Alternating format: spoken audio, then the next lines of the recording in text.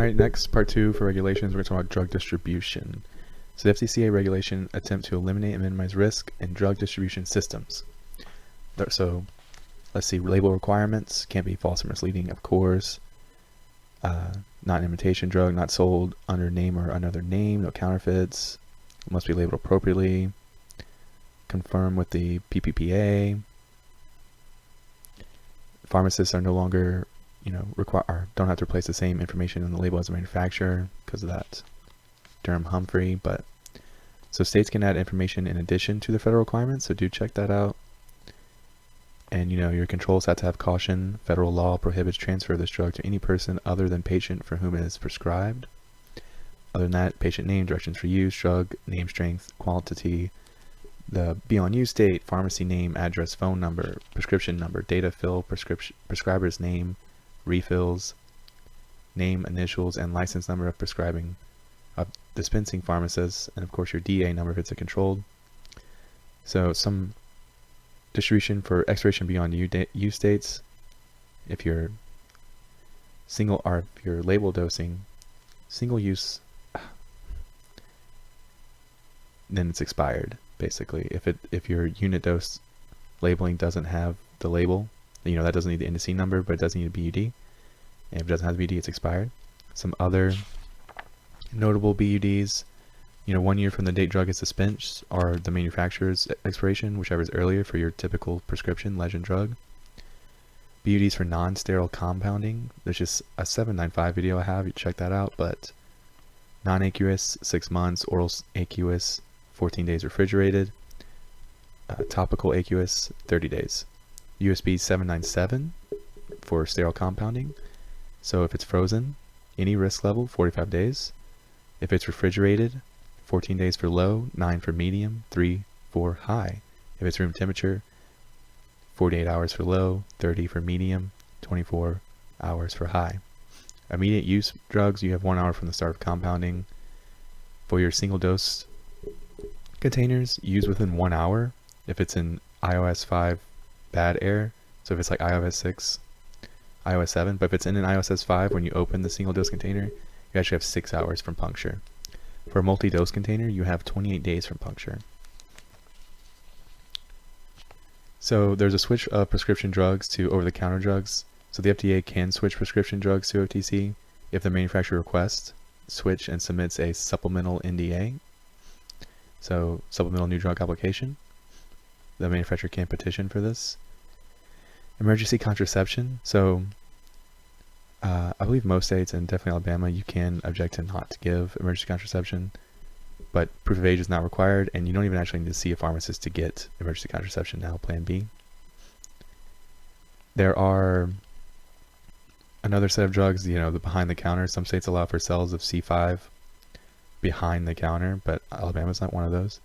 But that would be like pseudoephedrine containing products and C5 cough syrups. In Alabama, cough syrups, or coating cough syrups, are a C3 of note there.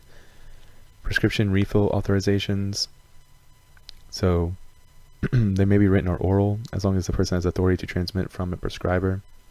The agent cannot personally authorize unless they have authority to prescribe.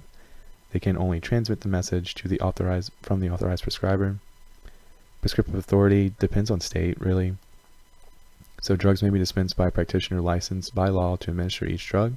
The state determines who can prescribe and who gets the professional license. So Alabama did just recently pass the collaborative practice agreement. A lot of states have that. So typically you have your pharmacist, your PharmDs, physician assistants, nurse practitioners, and certified nursing midwives that can prescribe and establish protocols for prescribing. So authority to dispense prescription drugs, state determine who can dispense, but pharmacists and prescribers. Of note is that the labeling requirements apply only to pharmacists and not physicians. States may have different rules there. Some off-label drug use, drugs, as long as drugs are approved, they can be used for the off-label use. You can call a prescriber verifying document if you're not sure of their use of it. So pharmacy compounding versus manufacturing. FDA historically has left enforcement issues up to the state. Pharmacies are exempt from registering as a manufacturer as long as they do not manufacture drugs for sale other than the regular course of their business. And if they produce drugs beforehand, it has to be reasonable quality. Usually, if you usually sell 7, you can make 7 of the product. It's not reasonable to make, 15.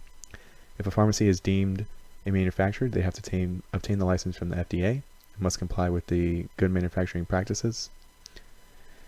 Pharmacies can, prepare that very limited calendar. The FDA exempts pharmacies from misbranding, good manufacturing practices, and new drug approval requirements if the compounded product meets their certain requirements.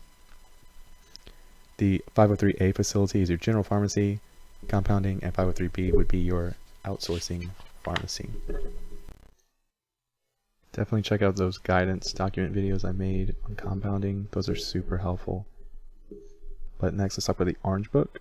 So this is for approved drug products with therapeutic equivalence evaluation and NTIs. So your codes for equivalence, if it has an A classifications, it's therapeutically equivalent. If it has B, it's not therapeutically equivalent.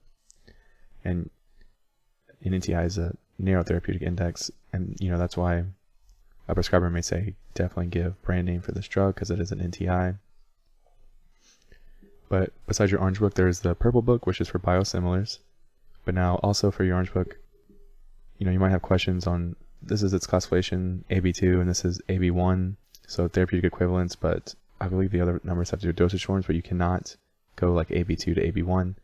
You can only do AB2 to AB2 or AB1 to AB1. Now for generic substitutions, pharmacists can switch between brand and generic. Pharmacists are responsible for ensuring the substitution generic is bioequivalent to prescribed product. And in Alabama, the prescriber has to indicate if they want the brand or generic. So the prescriber calls in the prescription and says dispense brand, you have to dispense brand.